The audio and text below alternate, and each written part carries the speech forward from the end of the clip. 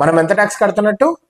మనకు ఒక 100 రూపీస్ వస్తుంటే 30% ఇటు పోతుంటే మళ్ళా ఒక 18%, 48%. మనకు ఫైనల్ గా వచ్చేది 100 రూపాయల్లో 50 రూపాయలు మాత్రమే. 50 రూపాయలు ట్యాక్స్ కిందే పోతుంది.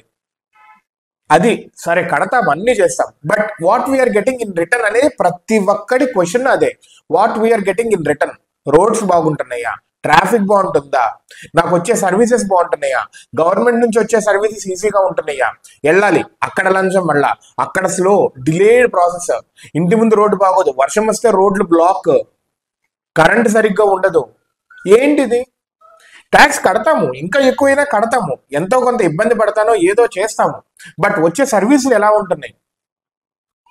స్టేట్ వాళ్ళు కానీ సెంట్రల్ వాళ్ళు కానీ లేని వాళ్ళకి ఇవ్వటం, ఇవ్వాలి లేని వాళ్ళకి, కానీ ఉన్న వాళ్ళ దగ్గర నుంచి తీసుకొని లేని వాళ్ళకి ఇవ్వటం అనే ప్రాసెస్ వాళ్ళ ఓట్ బ్యాంక్ కోసం అని చెప్పి ఏంటిది నిరుద్యోగ భృతి అని చెప్పి ఇస్తున్నారు. ఎవరికి ఇస్తున్నారు?